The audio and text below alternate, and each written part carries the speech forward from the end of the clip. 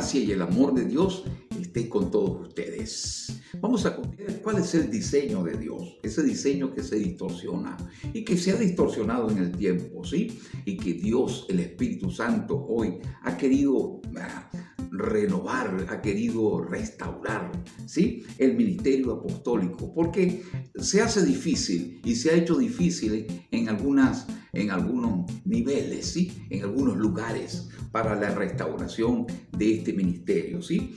Porque hay dificultades que vemos acá, por ejemplo, como las tenía el apóstol Pablo, porque acerca de su ministerio apostólico había una tela de duda. Dice así, en 1 Corintios 9, versículo 1, dice: no soy apóstol, no soy libre, no he visto a Jesús el Señor nuestro, ¿no sois vosotros mi obra en el Señor? Si para otros no soy apóstol, para vosotros ciertamente lo soy, porque el sello de mi apostolado sois vosotros en el Señor. Sí, como les decía, se levantan dificultades, ¿sí?, que impiden y que estorban la implementación del apostolado. Por ejemplo, se aduce y se argumenta de que hay falsos apóstoles. Y el apóstol también habla acerca de esto. También hubo falsos maestros y hubo falsos profetas en el pueblo, como también los habrá entre ustedes, ¿sí? Hay malas referencias, hay personas que han distorsionado y que han asumido este ministerio apostólico de una manera inadecuada, no como corresponden las escrituras, ¿sí?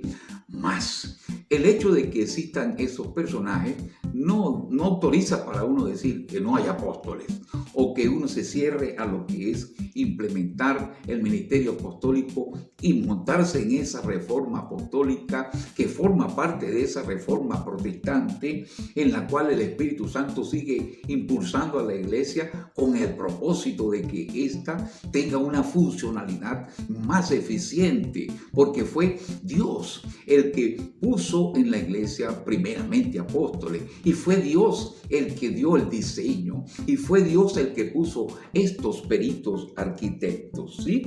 Para que ese diseño, ese desarrollo de manera adecuada a la palabra, de acuerdo al diseño de Dios, le dé fuerza, le dé contundencia, le dé un desempeño eficiente a la iglesia como tal, que es una estructura y que es un cuerpo terrenal, pero que es un cuerpo espiritual.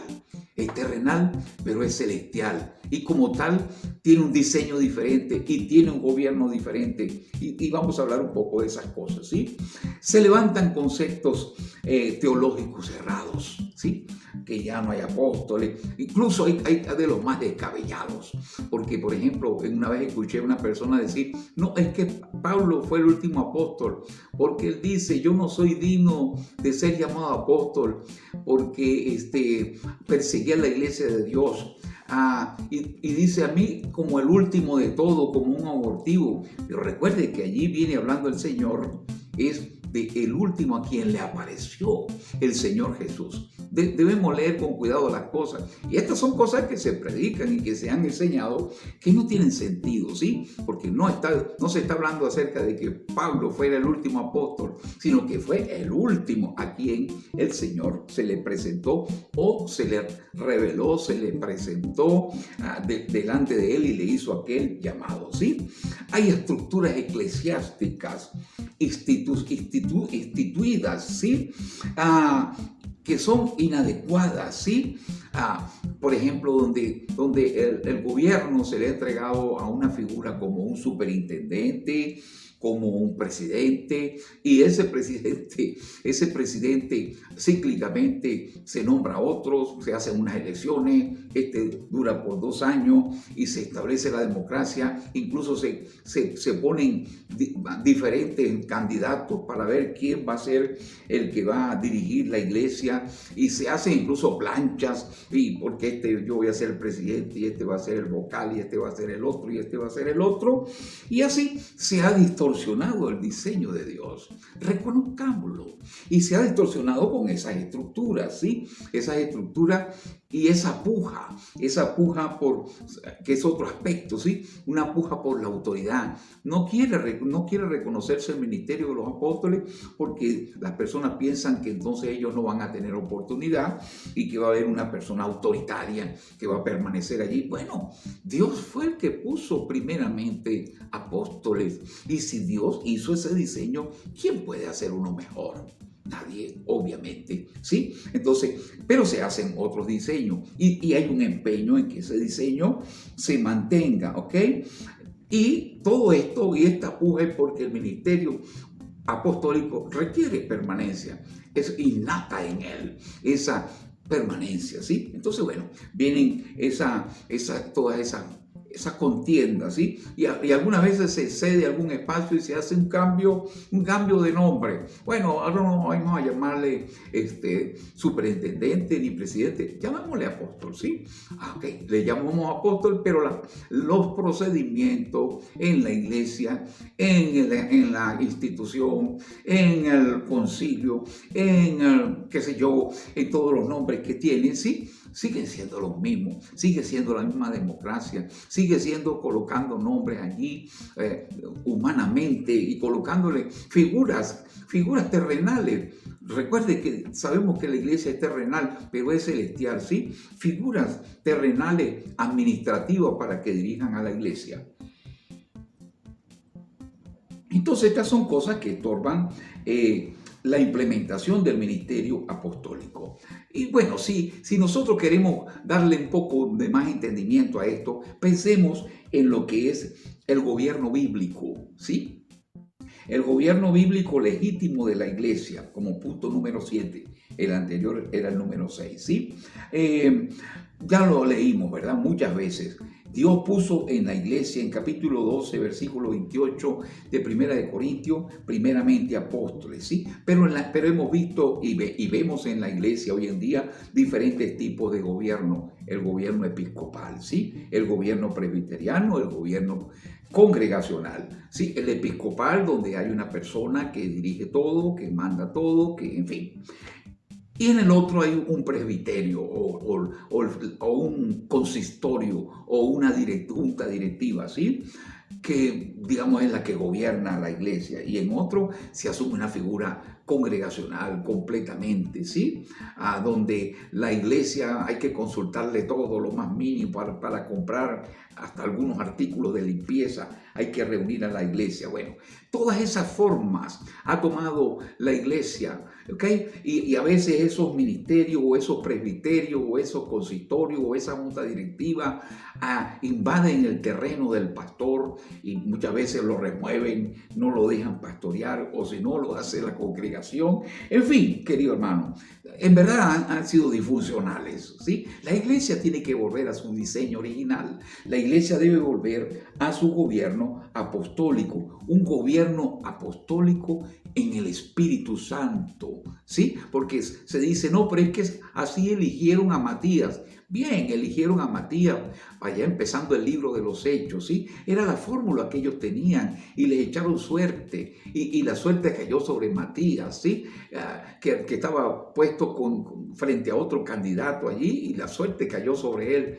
Pero eso era, digamos, la luz que había, la revelación que había hasta ese capítulo del libro de los Hechos. Más recuerden que en el capítulo 13 de ese mismo libro de los Hechos ya no es esa manera que se utiliza, sino que es en oración y ayuno cuando dijo el Espíritu Santo, apartadme a Bernabé y a Saulo, no en una convención donde se hizo tal elección o tal o cual cosa. Algo un poco fuerte porque a veces hay que sacudir eso, digamos, esa fórmula, esa estructura que han estado deteriorando la obra de la iglesia. Entonces, los apostolados, ¿sí? O sea, los apostolados tienen alguna configuración específica, ese es otro aspecto, el punto número 8, ¿sí? Por ejemplo, el apóstol Pablo decía de sí mismo, yo fui constituido predicador y apóstol y maestro de los gentiles. Entonces él se consideraba predicador, apóstol y maestro de los gentiles. Y por otro lado encontramos donde en aquel tiempo cuando se ve que Pedro fue enviado a la circuncisión y dice que se dieron la diestra de compañerismo, Pedro y Pablo, y uno fue enviado a la circuncisión, o sea, a predicarle a Israel, ¿ok?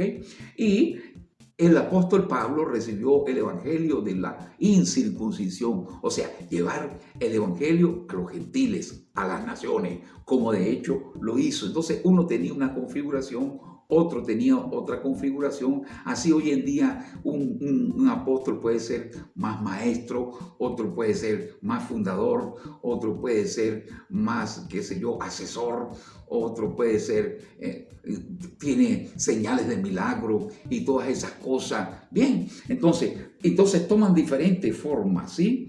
Hay apóstoles evangelistas, apóstoles fundadores, apóstoles maestros, en fin, apóstoles pastores, incluso, ¿sí? Entonces, los ministerios apostólicos tienen diferentes configuraciones y esto es importante tenerlo en cuenta, ¿sí?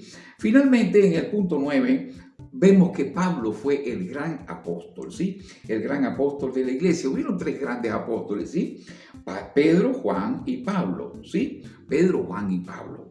Pero el mismo Pedro, allá en el libro de la segunda de Pedro, capítulo 3, dice, y así como nuestro hermano Pablo, en muchas de sus epístolas, comenta él, nos habla de cosas profundas, cosas que son difíciles de entender y que algunas personas tuercen, como también a las otras escrituras.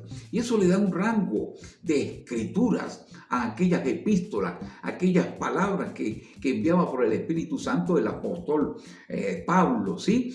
Pero también vemos que Pedro, aunque incluso en alguna ocasión hubo un impasse fuerte que se registra ya en el libro de Gálatas, porque Pablo dijo abiertamente, estaba andando en hipocresía Pedro, y entonces yo lo confronté a él, y aún el mismo Bernabé, dice él, quería ser arrastrado a la misma situación. No obstante, no hubo ningún rencor, esto fue mucho después, para reconocer Pedro esa